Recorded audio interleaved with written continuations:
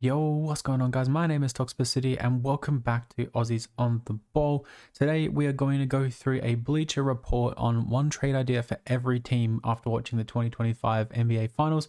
I'm going to give my opinions on those. You can let me know down in the comments your opinions, and it's going to be interesting because obviously the Bleacher Report and some of the other articles out there have so many different trade rumors.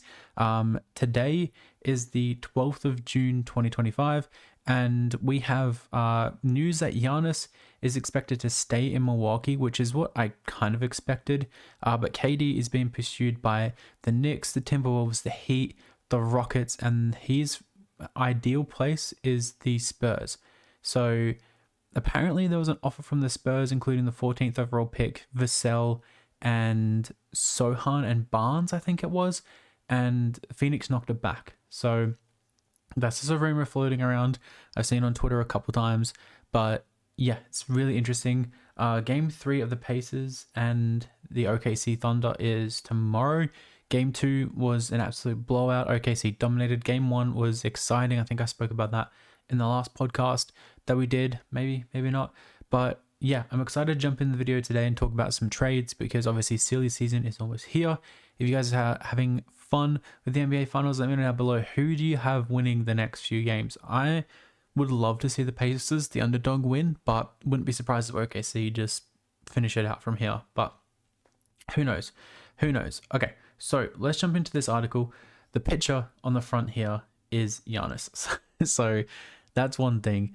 So the first trade here, there's only 22, so some of them include multiple teams and some teams aren't included. So Hawks and Orlando. So the trade package is Trae Young for Jalen Suggs, Anthony Black, Jet Howard, and a top 10 protected in 2027. So already for Atlanta, I hate this. For the Magic, I like this because they need shooting, they need scoring. But for the Hawks, I feel like with Jalen Johnson back this year, they need to run it back for one more year. If they fail, then trade Trae Young. He's in his prime. Last year was great, and I feel like they just missed Jalen Johnson in the finals to really make a bit of a splash. For Orlando, I'd be doing this pretty much straight away. You still have your defensive guys around Trae Young, so Suggs, Suggs to Trae Young, that's an upgrade. Anthony Black he's shown promise, but he hasn't really broken out. So maybe the Hawks would want to take a chance on him. Jet Howard, kind of the same as Anthony Black. Like they're behind a bunch of good, talented guys. They've shown glimpses, but nothing insanely amazing. So for Atlanta, I would say no, but for the Magic, I'd say yes. And you guys can kind of skim through this as I'm talking, but I'm not really going to read that. So yeah, I just think this year or coming year is going to be the last year if Trae Young, like they bottom out again, losing one round or don't even make the playoffs, then I'd be doing a Trae Young trade. But because you missed a few players to injury, you got the Clint Capella piece that's going to be moved this offseason as well. I just think they're a couple pieces away from really making a splash in the finals. So, and next year it's going to be wide open. You have Boston that's going to be hurt. Like the Knicks, are they going to blow their team up or make some changes? Is that even going to work? So I think the Hawks would be silly to make this trade right now, but Orlando should consider something like that. So trade 2 is Derek White. And it says Celtics and Detroit Pistons trade. Okay. Derek White and Baylor Scheinman for Jaden Ivey, a top 10 protected 2027 first round pick, and a top 5 protected 2029 first round pick. Okay. I see the vision here. Celtics need to get off some money, and that's understandable. But I think Derek White is the wrong player to move. I think you should be moving Drew Holiday or KP if you can. Derek White is very important to your team. But see, for a Detroit side of things, they're giving up a couple of picks, and they should be competitive over the next few years. But Jaden Ivey, like he got hurt this year, and he looked really good when he was playing. But for a Detroit side of things, White next to Cade would be insanely good. And then you have Ron Holland, you have Asar Thompson, you have Jalen Duren, who's not like insanely defensive, but you have a lot of defense around Cade. I'd be doing this trade. Actually, for both parties, I'd be doing this trade. For Boston, you get a young up-and-coming player that you can build your franchise around if you really want. In Jaden Ivey, you can build around him. And then you have a couple draft capital or some draft capital coming back your way. And Baylor Scheinman, I think he's shown glimpses. I haven't really seen too much of him, but yeah, I like this. I like this trade for both sides. Derek White would be a big loss for Boston though, and I think they wouldn't be too happy, but I think this is the retool year for Boston, and then they'll come back stronger once Tatum's better, so all healed up. So the next one's the Nets and the Celtics, and we've got Jaylen Brown here. Okay, here we go. Another Celtics one. So Jaylen Brown for Cam Thomas, a sign and trade, Noah Clowney, the number 8 pick, a 2027 first round pick via Philly, and a 2032 first round pick. Okay, this is what I'm talking about. If Boston want to have a complete retool year while Tatum's out, they trade Derek White. Their fans should be satisfied with one championship last year, not this year, obviously. But moving Jaylen Brown for Cam Thomas, who you're going to have to pay probably $25 million to instead of the $60 million for Jaylen Brown, that already right there wipes out a bunch of salary for you. And then you're getting back Noah Clowney, who can kind of fill that Tatum role this year, can play that power forward or play the backup center or center, whatever you want him to do. You get a number 8 overall pick this year, which you can go to the draft and pick a young player. And then this draft is pretty deep. It's pretty good. You get 2 more draft picks, a Philly pick in 2027, which could be valuable depending on what they do with some of their pieces moving forward. Honestly, if I was the Celtics, I'd be saying no to this. But if I'm the Nets, I would consider this because Jaylen Brown could be a number 1 option. He could be a good piece on your team. They have a lot of blank salary around this team, especially with Cam Thomas being a free agent. So yeah, why not? I would do this trade. I would do the trade if I was the Brooklyn Nets. The Celtics, I don't know. Jaylen Brown is one of your guys, is one of your franchise guys. Would Tatum be happy with Brown going? Like, I feel like if you would, this is like the minimum I'd accept for Brown. I feel like there could be some bigger offers coming. The Hornets and the Magic and the LaMelo Ball trade, I'm guessing. The LaMelo Ball for Jalen Suggs, Jet Howard, and the 16th pick this year. Okay. No. If I'm the Hornets, I'm not doing that. LaMelo Ball is your guy. I know he's been injured and stuff, but you gotta go to the last legs of this. You need to build around the LaMelo Ball. Jalen Suggs would be fine and all, but you lose so much offensive capabilities here. Like, are you going to keep Nick Smith Jr.? Is Miles... I was going to say Miles Brown. Miles Bridges. Miles Bridges. Is Miles Bridges going to be the guy that leads your franchise moving forward? Is Mark Williams? I don't think so. For the Magic, I'd be running with this. I'd be sprinting away with this. But for the Hornets, no, I'm not even going to spend any more time on that. The Bulls and the Warriors. Okay, this is interesting. Vucevic, the number 45 pick, and a 2028 second round pick for Moses Moody and Buddy Hield.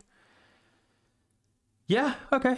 I see the vision. You get a center that can space the floor next to Steph. You get Draymond Green. Like, Draymond Green's a defensive enough power forward. He doesn't have to play the center anymore, especially when Quinton Post is developing behind Vucevic. That could be a fun starting 5. What you have: Steph, Pods, Jimmy, Draymond, and Vooch. Like, that's not too bad. Like, you lose a bit of shooting with Buddy Hield, but Vucevic can shoot threes. We all know that. Moses Moody is a fun piece off the bench, but for the Bulls, they might be taking advantage here of getting a young piece in, and they get some shooting. So if they want to move some of their blank contracts that they have, like I think they had the Kevin Huerter and Zach Collins trades. I like this trade for both sides. I'd be doing that. You get some draft capital as well, coming back to the Bulls' way. So yeah, okay. I'm doing this trade for both sides. Okay, the Cavs and the Orlando Magic. We're trying to get the Orlando Magic a new point guard, I guess. Darius Garland for Jalen Suggs, Jet Howard, a top 5 protected 2027 first round pick. Nah. Look, again, for the Orlando Magic, I'd be running with this. I'd be running with this trade and just like sprinting away. But for the Cavs, I don't think Suggs and Jet Howard really add much. And like, obviously you wouldn't ask for a Franz or a Paolo. I don't think they would ever give up that. But So you got Donovan Mitchell. Like, Suggs is okay and all, but like I think Darius Garland, he showed so much this year. Yeah, I'm not doing this trade if I'm the Cavs. If I'm the Magic, I probably would, but I think Darius Garland would be probably worth a little bit more. Oh my god, we're not doing an AD trade, are we? Anthony Davis for Miles Bridges, Nurkic, and three first round picks. That's an absolute... Okay, if I'm the Hornets, I'm doing this trade and I'm never talking to the Mavs again. Why would the Mavs trade Anthony Davis? We just traded Anthony Davis for Luka Doncic, man. Miles Bridges, I don't want him anywhere near Cooper Flagg or anyone that we draft. I don't want him near Derek Lively. He's not a good person outside of basketball. Yeah, he's got some talent on the court.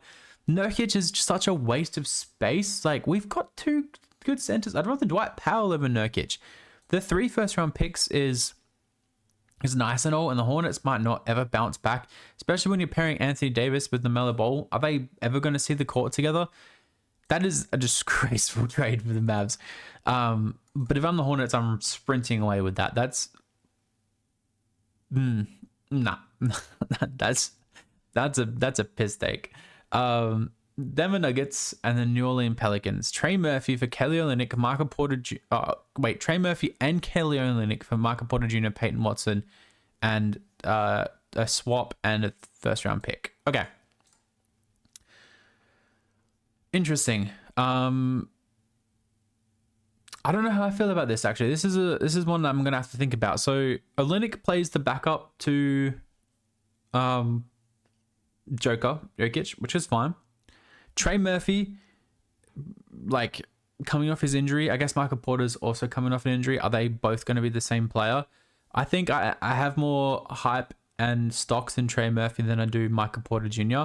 So for the Denver side, like, you're losing Peyton Watson, who's a good defensive wing off the bench, but you can give Strawther some more minutes. You can go out and maybe recruit someone like Kenrich Williams or someone like that. The 2 picks are interesting, definitely. Michael Porter, that's someone who can space the floor next to DeJounte Murray and Zion, which I don't mind. I don't mind that at all. So you'd have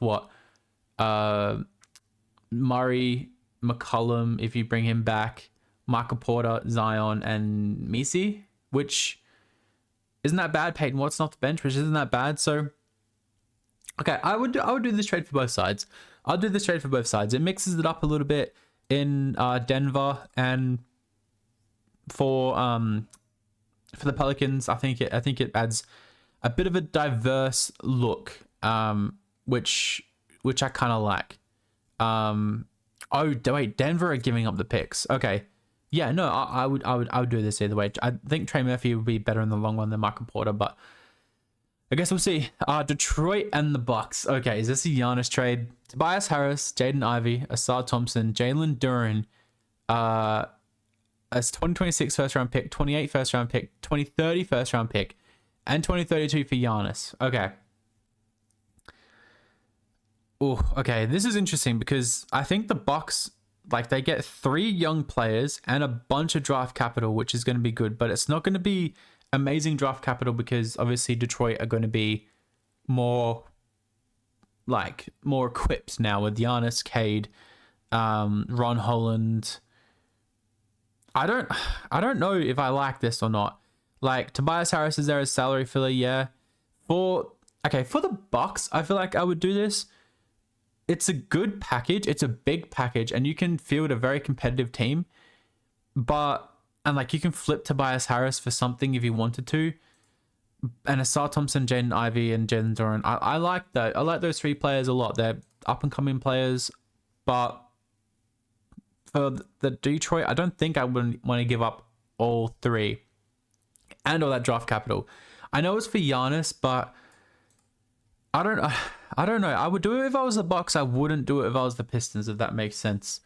I think if I was the Pistons, I would want to keep either Asar Thompson or Duren. Keep one of them and maybe throw someone else in there instead. Okay, another Giannis trade.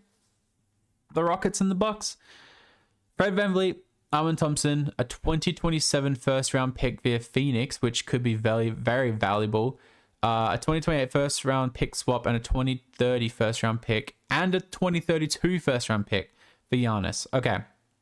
So you're keeping Şengün, so your front court will be Giannis and Şengün, which I kind of like, but you're giving up Armin Thompson, who, like, Fred VanVleet can come in and play that the guard that can kind of cover Lillard while Lillard is out, and Armin Thompson is your new kind of franchise guy moving forward, which I kind of like, but I'd be asking for a center, especially. And if you're the Bucks, this is basically entering retool period, and you've got to wait a couple years for this pick to convey, which is a little bit annoying. I don't really like this trade for both sides. I'm not going to spend much time on this one. I don't really like it. So Clippers and the Celtics. Okay. Norman Powell, Chris Dunn, and Cam Christie for Jrue Holiday. Interesting. That the Clippers get very old. I don't know, Norman Powell and Chris Dunn are quite old. So can they take on that salary? I don't know if they can take on that salary. Jrue Holiday adds a bit of defense. Are you going to have Kawhi healthy next year as well? I don't know if I like this trade or not. Okay, let's do it and see how things go. For the Celtics, I think you add a bit of shooting in Norman Powell. You add Chris Dunn and Cam Christie's like a young player. You don't know what he's going to be yet. And Chris Dunn adds some defense as a backup guard. So, yeah, okay. I'll do this trade. I'll do it. The Lakers and the Nets. Okay, interesting. Rui Kleber, 2 first-round picks for Nick Claxton. Yeah, okay. I think this is the first trade that I'll straight up just say, yeah, okay, do it. It's a 2028 swap, which is fine. There's 2 first-round picks for Claxton. Really, what we're gonna do? I don't know. I think he's a good player, and he's gonna be a really good player next to LeBron, Reeves, if you keep Reeves and Luka. But Rui, Kleber, and 2. Yeah, okay. I'm doing that trade, and the Nets can use Kleber's salary and dump it somewhere, and they get Rui, who they can take a bit of a flyer on. I like that trade for both sides. Memphis and Miami. Ja Morant for Aaron Wiggins, Jovic, Harkes, Pelly Larson, and 2 first-round picks, or a first-round pick and a swap. Not sure at all. See, I hate this trade for both sides. For the Grizzlies, you were almost there this year. I think you just need a couple more pieces and keep Ja Morant for 1 more year. Kind of similar to the Trae Young thing. Keep him for 1 more year and see how things go. For the Heat, you're giving up a lot of depth. Like, if it's Wiggins and one of these two players, maybe, and I don't know. I wouldn't do it if I was either team at all. The Timberwolves and the Phoenix Suns. Okay, so Rudy, Mike Conley, Rob Dillingham, Luka Garza, and a 2030 first-round pick for Kevin Durant. If I'm Phoenix, I'm saying no. Rob Dillingham is the only good piece of this trade. Like, Rudy's a bit of a not really someone you can't build your franchise around. Mike Conley might retire next year. Not sure about Luka Garza and 1 first-round pick. If I'm Phoenix, I'm saying no. If I'm the Timberwolves, I would definitely consider it. You can bring back Naz Reid and have Naz Reid at the 5. You're going to need to go out and find a new point guard this offseason. But you get Kevin Durant, which is interesting. KD at Jalen McDaniels is very interesting. New York and Phoenix. Oh my God, here we go. Karl Anthony Towns, Komi Daddy at a 2032 first round pick for Kevin Durant. I'm not doing that. I'm giving Kat and Jalen Brunson 1 more year. You're giving up your first round pick that you picked up last year and a first round pick in 2032 with Mikhail, with OG, Brunson, Kat, with them all getting a little bit older. 2032 is very risky because you might start seeing a lot of regression, and KD's probably going to be gone before then. I don't know how long he's got in the league, but that's a horrible picture for one, and I'm not doing that trade at all. The 76ers and the Phoenix Suns. Paul George, the number 3 pick, 2 first-round picks and a pick swap for Devin Booker. If I'm Philly, I'm running away with this. I'm sprinting away with this. If I'm Phoenix, I'm not doing that. I mean, number 3 gets you what? VJ Edgecombe, maybe an Ace Bailey. But you have to pick Paul George. You got Paul George and Bradley Beal on your side. That's rough. Nah, I'm okay. If I'm Philly, I'm doing this. But then you got Devin Booker. But then you also have Maxey, McCain, Grimes, and Booker. Like, it's a nice rotation. But you're gonna pay Grimes a lot of money this offseason, and McCain, his extension's gonna be due in what, 2 seasons? So if Devin Booker gets paid, he's gonna be in like 70 mil territory. So this is an iffy trade. It's 50-50 if I'll pull it off for either side. The Blazers and the Knicks. Ayton, Thibault, number 11, 2032 first round pick for a cat. I'm doing this if I'm the Blazers, but I'm not if I'm the Knicks. Ayton, he was okay in glimpses this year, but I don't think he's that good of a player anymore. Thibault's probably salary filler. The best thing you're getting is this pick right here. I'm not doing that. If I'm the Blazers, yes. If I'm the Knicks, no. The Kings and the Hornets. Okay. DeRozan, Malik Monk, a 2027 first round pick, a top 5 protected 2029 pick for LaMelo Ball. See, the Hornets want to build around their young stars, and they're getting in Malik Monk, who's a good piece to have coming off your bench as a 6-man. You're getting a very old DeMar DeRozan. You're getting 2 first round picks, which is interesting. You're getting LaMelo Ball as well. Well, like the Kings are getting LaMelo Ball, which for the Kings side of things, I would do this trade. But for the Hornets, it doesn't really make sense. You're rebuilding. You don't want to bring in DeRozan, who's very at the end of his career, and Malik Monk, who probably wants to be on a contending team, if I'm being honest. So the Hornets, yes. The Kings, probably not. The Spurs and the Bucks. Okay, here we go. Harrison Barnes, Keldon Johnson, Stephen Castle, and number 2, and 2 more picks. Interesting. 1 via Atlanta, 1 of their own for Giannis. If I'm the Bucks, I'm considering this. If I'm the Bucks, I would consider this pick because you're getting Castle and number 2, which is going to be Dylan Harper. So that's basically your backcourt moving forward while Dame's out, and Dame can mentor these 2. That's an insanely good piece. Keldon Johnson can be anything. He could still develop. Harrison Barnes is a nice veteran, and you get 2 more first round picks for Giannis. For both sides, I think I would do this trade. I think this is the trade that I would do. I don't think Castle's being offered up. I think it's more of a sell, but I would do this for both sides for sure. Wemby and Giannis, what center is going to be scoring on these 2? Raptors and the Bucks. Okay, here we go. Scotty Barnes, Abaji, Jacoby Walter, number 9, and 2 first round picks for Giannis. Again, I feel like this is a big